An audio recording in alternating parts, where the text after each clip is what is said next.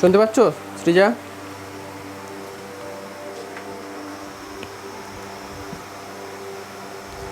আচ্ছা, sequence of function. Sequence of function ব্যাপারটা কী সেটুকু আগে বুঝতে হবে।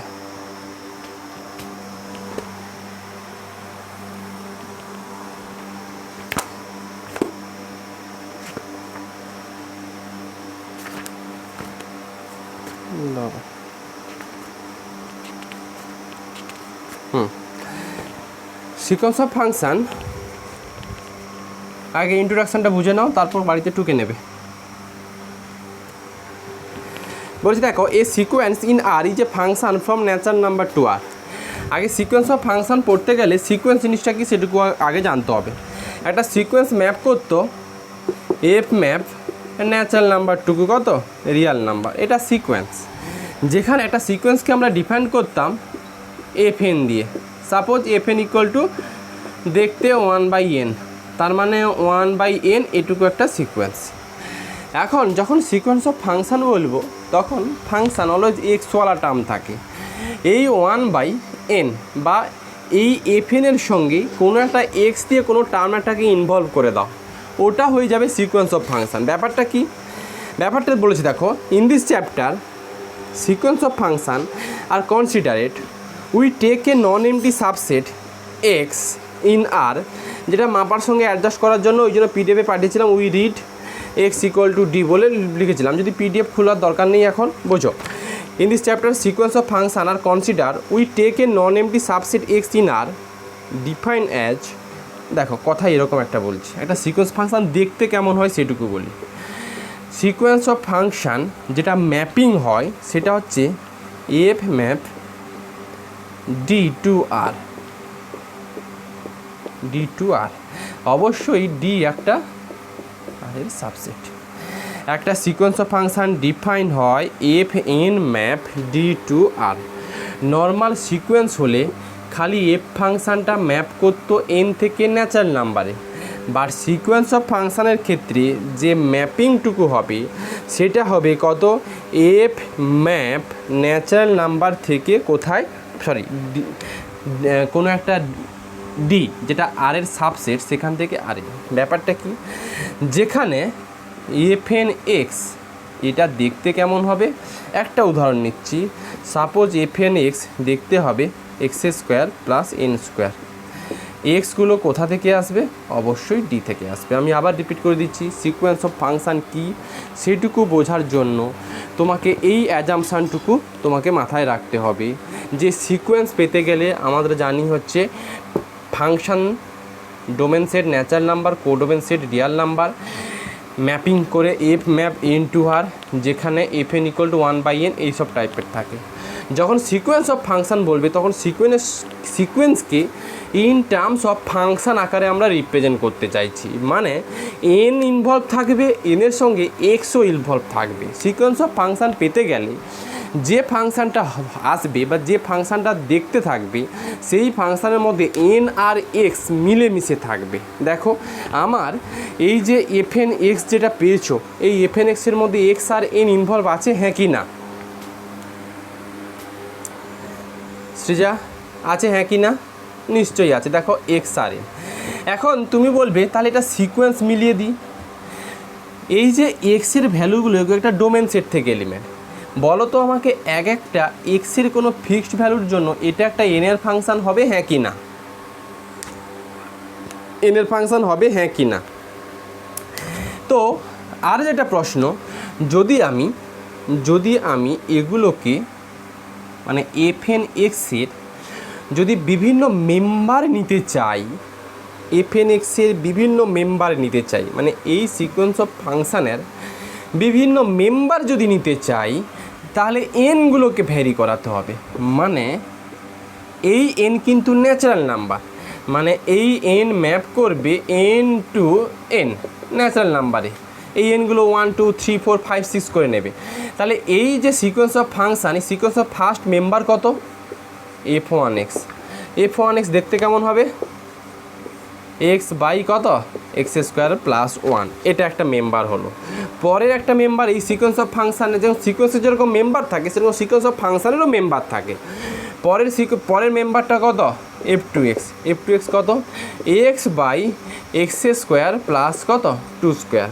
একটু দেখো সিকোয়েন্স অফ ফাংশানের যে মেম্বারগুলো সেইগুলো একটা মেম্বার অনলি কার উপর ডিপেন্ড করছে, এক্সের উপরে ডিপেন্ড করে যাচ্ছে। তাহলে সিকোয়েন্স অফ ফাংশানের মেম্বারগুলো, ফাংশান তো বলেছো, একটা ফাংশান আকারে থাকবে। কারণ মেম্বার পেতে গেলে নর্মালি সিকোয়েন্সের মেম্বার পেতে গেলে কাকে ভ্যারি করাতে এনকে ভ্যারি করাতে। তাহলে সিকোয়েন্স অফ ফাংশানের একটা মেম্বার পেতে গেলে কাকে ভ্যারি করাবে, নিশ্চয়ই এনকে ভ্যারি করাবে। তোমাকে যদি প্রশ্ন করে এই সিকোয়েন্স অফ ফাংশানের মেম্বারগুলো কী কী, তুমি বলবে f1x f2x dot dot dot dot dot করে চলতে থাকবে। তাহলে এগুলো একটা সিকোয়েন্স অফ ফাংশানের মেম্বার। এখন এই সিকোয়েন্স অফ ফাংশান থেকে তুমি আবার সিকোয়েন্সেও ফিরে আসতে পারো। কিভাবে ফিরে আসতে পারবে বলো আমাকে। কোনো একটা এই extra did element, extra Real number, কোনো একটা ফিক্সড রিয়াল নাম্বারের জন্য এটা একটা এনের ফাংশান দেবে, হ্যাঁ কি না? যদি তুমি এক্সকে ফিক্সড করে দাও তাহলে fn suppose x equal to 1 নিলাম, তাহলে fn কত 1, এরকম একটা টার্ম পাবে। আচ্ছা f(1) দেখতে কেমন হবে, 1/1 প্লাস n স্কোয়ার। এটা কি একটা সিকোয়েন্স না সিকোয়েন্স নয়?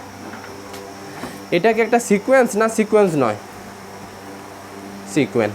তাহলে আলটিমেট সামারি কি বুঝলাম? সিকোয়েন্স অফ ফাংশান মানে হচ্ছে একটা এক্সের ফাংশান, ওর সঙ্গে ইনভলভ থাকবে এন। যদি আমি এনটাকে জেনারেট করি, মানে n ইকুয়াল টু 1 2 3 4 5 এগুলো নিই, তাহলে সিকোয়েন্স ফাংশানের একটা মেম্বার পেয়ে যাব। এটুকু শিখলাম। আর কি শিখলাম? ডোমেন সেটির প্রত্যেকটা ফিক্সড এক্সের জন্য একটা করে নতুন আমি কি পাবো সৃজা? এক্সকে যদি ফিক্সড করে দেয় নতুন করে কি পাবো বলো? নতুন করে একটা সিকোয়েন্স পেয়ে যাব। তার মানে ডোমেন সেটের মধ্যে ইনফাইনাইট সংখ্যক এলিমেন্ট থাকলে নিশ্চয়ই আমি এই ডোমেন সেটের ইনফাইনাইট সংখ্যক ফিক্সড এলিমেন্টের জন্য আমি ইনফাইনাইট সংখ্যক কী পেয়ে যাব? আলাদা সিকোয়েন্স পেয়ে যাব। এই হচ্ছে জিনিসটা সিকোয়েন্স অফ ফাংশান। আমরা এখানে কি শিখব? আমরা চাইছি কি, আমরা যখন সিকোয়েন্স পড়েছিলাম তখন একটা সিকোয়েন্সে কনভার্জ হবে কি ডাইভার্জ হবে এগুলো শিখেছিলাম। সেরকম এই ধরো এটা একটা সিকোয়েন্স অফ ফাংশান, এই সিকোয়েন্স অফ ফাংশানটা কোথায় কনভার্জ করবে?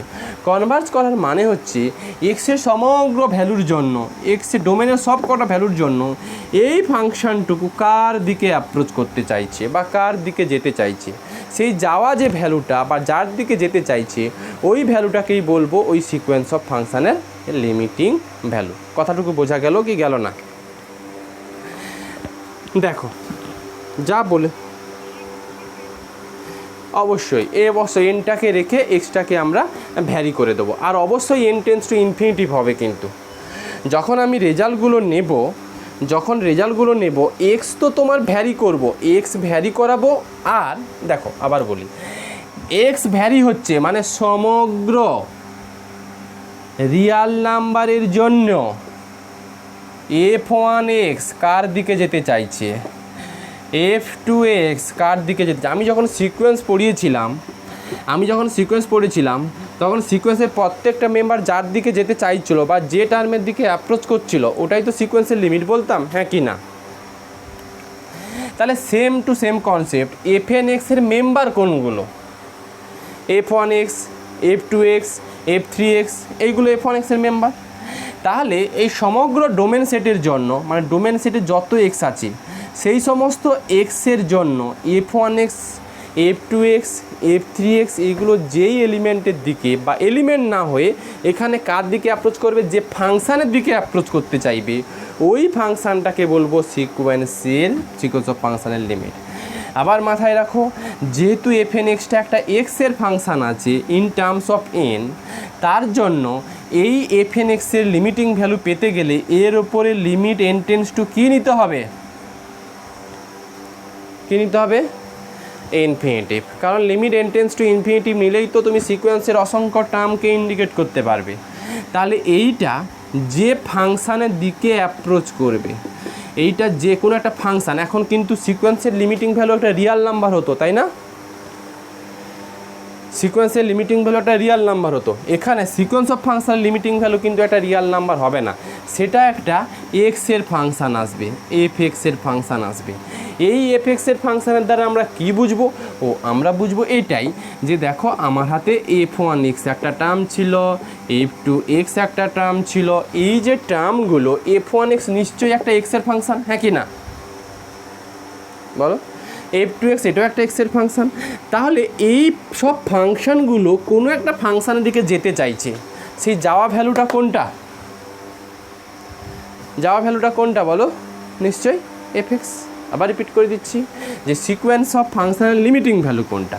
সিকোয়েন্স অফ ফাংশনের লিমিটিং ভ্যালু হচ্ছে সিকোয়েন্স অফ ফাংশনের প্রত্যেকটা মেম্বার যে ফাংশনের দিকে অ্যাপ্রোচ করছে ওটাই হচ্ছে সিকোয়েন্স অফ ফাংশনের লিমিটিং ভ্যালু। তার মানে লিমিটিং ভ্যালু যেটা আসবে সেটা একটা ফাংশান দেবে। কারণ কেন ফাংশান দেবে? কারণ আমার তো এটা ফাংশান আছে, ফাংশান টেন্স টু ফাংশানের দিকে যায়, ফাংশান টেন্স টু ফাংশানের দিকে যায় কোনো একটা, এইগুলো একটা 1/n, এগুলো কিন্তু n = 1 2 3 নিলে এগুলো একটা রিয়াল নাম্বার দিচ্ছিল, তার জন্য ওগুলো একটা রিয়াল নাম্বারের দিকে অ্যাপ্রোচ করছিল।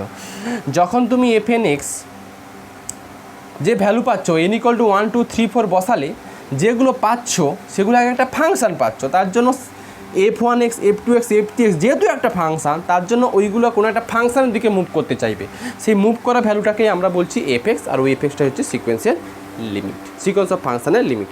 যেটুকু আমি ফার্স্ট যেটা ইন্ট্রোডাকশান হচ্ছে এইটুকুই দেওয়া আছে, আর যেটুকু তোমাকে বললাম তাহলে আলটিমেট সিকোয়েন্স অফ ফাংশনের লিমিটিং ভ্যালু হচ্ছে এটাই, just limit n tends to infinity f(x) fn(x), এইটাকে আমরা সিকোয়েন্সের ফাংশনের লিমিটিং ভ্যালু বলবো। এটা কার সঙ্গে সমান হবে? f(x) এর সঙ্গে, কোনো একটা ফাংশনের সঙ্গে সমান হবে।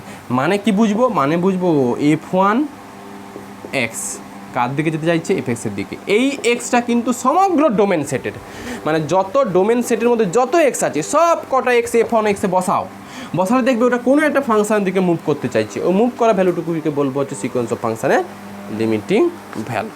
এইটুকুই, একটা এক্সাম্পল ছোট্ট করে নিয়ে নিই, কি আছে দেখো।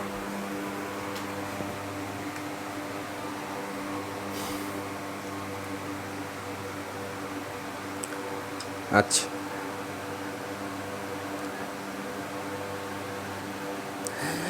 পয়েন্ট ওয়াইজ কনভার্জেন্ট বলে একটা ব্যাপার আছে, দেখো। আচ্ছা, এখানে দুটো ইন্ট্রোডাকশান আছে, সিকোয়েন্স অফ ফাংশনের প্রথম ইন্ট্রোডাকশানটাই তুমি লিখবে, তারপরে পয়েন্ট ওয়াইজ কনভার্জেন্টে চলে আসো। পয়েন্ট ওয়াইজ কনভার্জেন্ট কি বলেছি দেখো,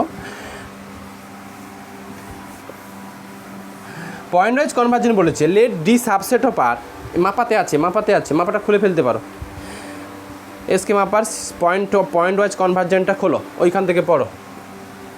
আর আমি যে ইন্ট্রোডাকশানটা বললাম সেটা হচ্ছে উৎপল চ্যাটার্জির বইতে পেয়ে যাবে, প্রথম ইন্ট্রোডাকশানটা। মাপা খুলো, তাহলে আর পড়তে সুবিধা হবে, বই দেখে দেখে পড়তে সুবিধা হবে। দেখো, point wise convergent, let D subset of R and for each n belongs to n, let fn map d to r be a function. The sequence fn is said to be point wise convergent on D if for each x belongs to D the sequence fn(x) convergent. Point wise convergent হতে গেলে কি বলেছে দেখো, যে এই যে ফাংশানগুলো কোনটা fn(x) এটা সিকোয়েন্স অফ ফাংশান, সমগ্র ডোমেন ফর অল এক্স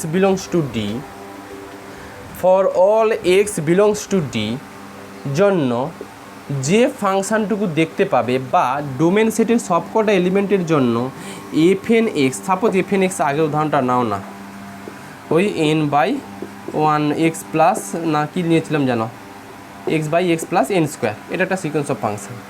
এখন সাপোজ ডোমেন সেটটা তোমাকে দিলাম, ডিটুকু দিলাম ক্লোজ ইন্টারভ্যাল 0 to 1।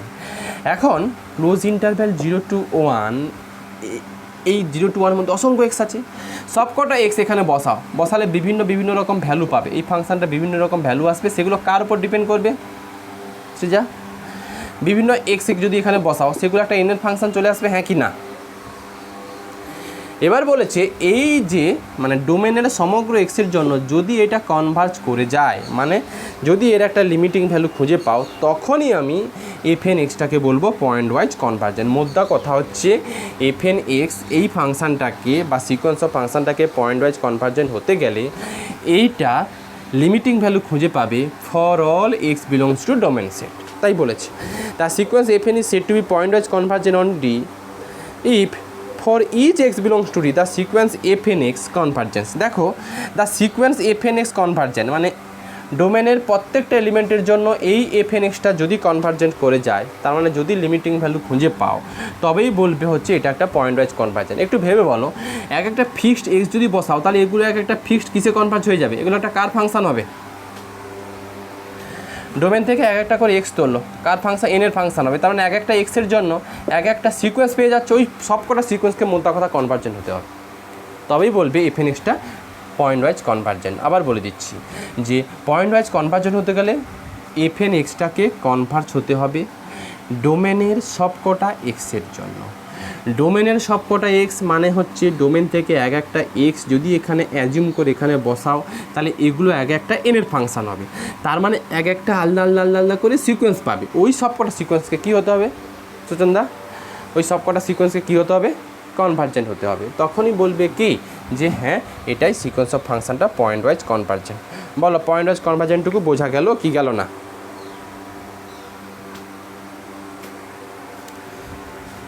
ওটা এটা একটা পয়েন্টে, ওটা ফাংশানে, এটা একটা পয়েন্ট ওয়াইজ। পয়েন্ট ওয়াইজ কথা বলার মানে হচ্ছে কি ডোমেনের সব কটা পয়েন্টের জন্য এফএন এক্সকে ভ্যারি করলে বিভিন্ন বিভিন্ন রকম সিকোয়েন্স পাবে।